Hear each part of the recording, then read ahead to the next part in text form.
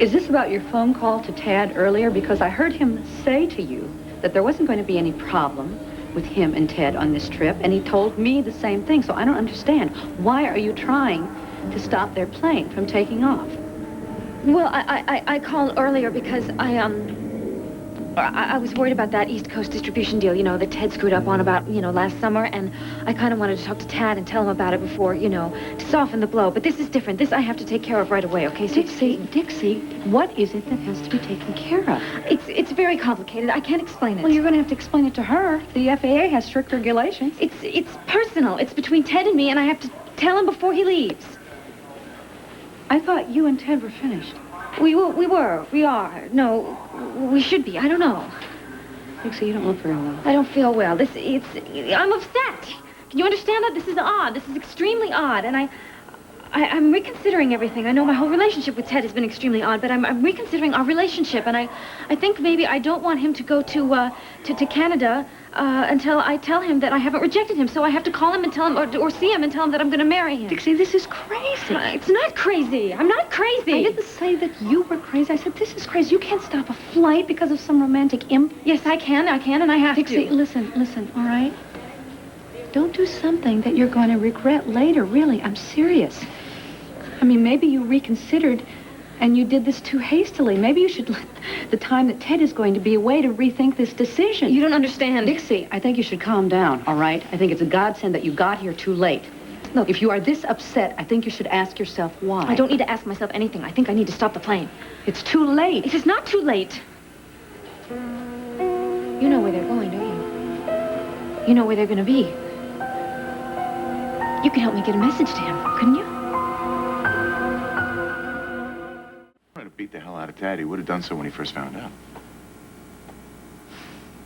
So you really think that they're just gonna talk? Yeah. He's gonna let Tad have it.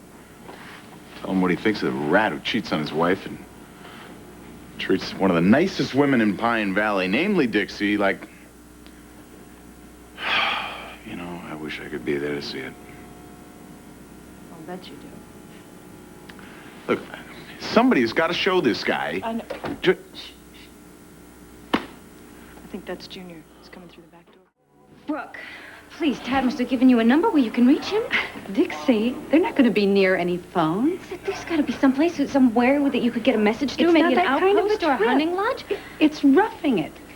There's got to be some way to make contact. There is a plane picking them up in Toronto and dropping them off somewhere in northern Ontario. Do you know where? What town?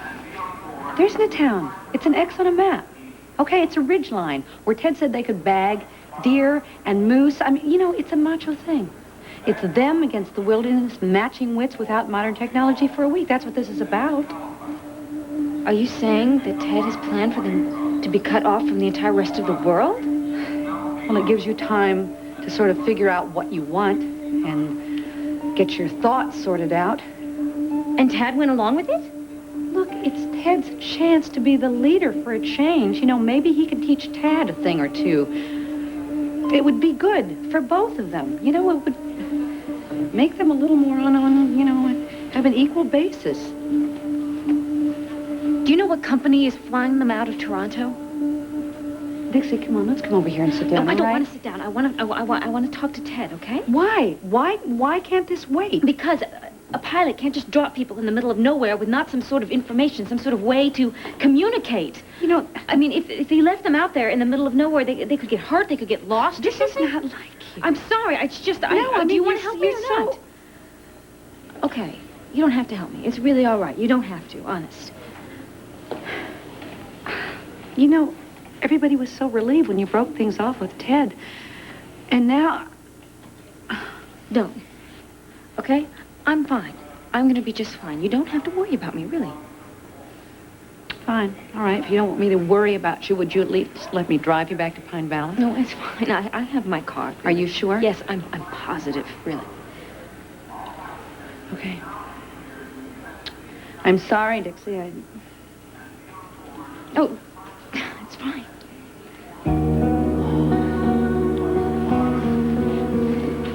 Hi, listen, I need to get a message to Tad Martin, and since because you're the one who screwed up my first message in the first place. You're as much responsible here as I am, all right? So what I need you to do is to radio that plane before it gets to Toronto, and so I can talk to Tad, okay? That's impossible. It is not impossible.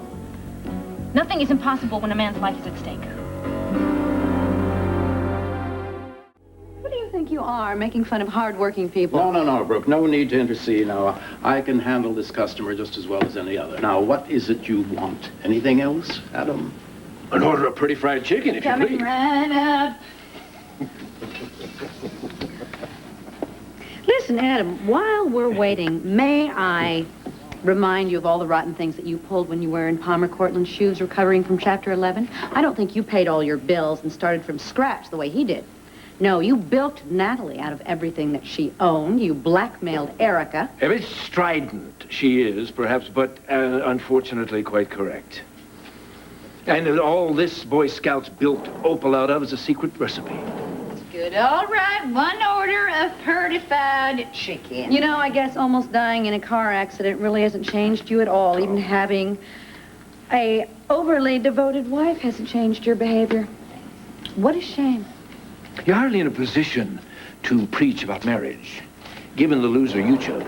Hey, keep your trap shut about my son, mister. Where's Wonder Boy, anyway? I never see you together. Tad's in Canada on a hunting trip. Hunting? You mean they gave him a gun? He'll probably shoot himself. Why, you scum-sucking Look, please, toad, everyone, you please have stop had it. fighting, You okay? want Eat your it. chicken. Eat. Listen, Opal, I have the special and the root beer to go. Yeah, coming right up. Why is it green? It's delicious. Eat it. Well... Palmer? Yeah. Haven't seen anything quite like this since Pigeon Hollow. I think it was lying by the side of the road. A couple of country boys from West Virginia never forget the taste of home cooking, do they? A.B. Listen, why don't you come back at closing time? We usually have a lot of leftover gizzards. You could use some real guts. Look, pay him no mind, okay? I'm really sorry. The chicken is wonderful. No hard feelings? No, not for you, Gloria, here. Thank you. We are taking this to the park. Yeah, take it. Okay. Ladies shouldn't attack gentlemen with crutches. Oh, I'll try and keep that in mind. Come on, let's go. I'm sorry. Good luck. Yeah, bye now. Listen, thanks for sticking up for us just now. Oh, listen, you work too hard to put up with that nonsense. Well, that Adam, you know, he's just lowering a snake belly in a wagon rut, but he always gets what's his, doesn't he?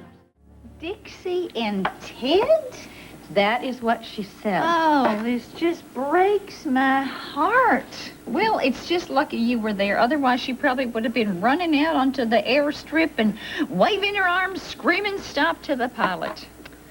Do you think that you maybe convinced her to simmer down a little? I hope so. Maybe you could call her later and see if she's okay. Don't even think about that. That's not an option, no. I mean, she would just chew my head off. We've already had way too many words about Ted Orsini as it is. Now, if I called her, all she would do is tell me to mind my own business, which is my new motto. Isn't that right, love bug? I mind my own business. Opal, we could use a little help over here. He's so grouchy. But you are such a sweetheart, you know, to be worrying about his niece when you already got your plate full. I wish everybody was as nice a person as you are, Brooke, and it's no wonder that my son loves you so much. Oh, Paul, I am not that nice. And it's not just Dixie I'm concerned about. I mean, Ted is a good person underneath. Well, if you say so. No, it's just that he's troubled. You know, I mean, this was a big disappointment for him when Dixie turned him down. And I think he had to work hard to accept it, but he did, I think. And then she turns around and changes her mind again. I mean, I feel sorry for him. I feel sorry for the both of them. I wish that I could do something to help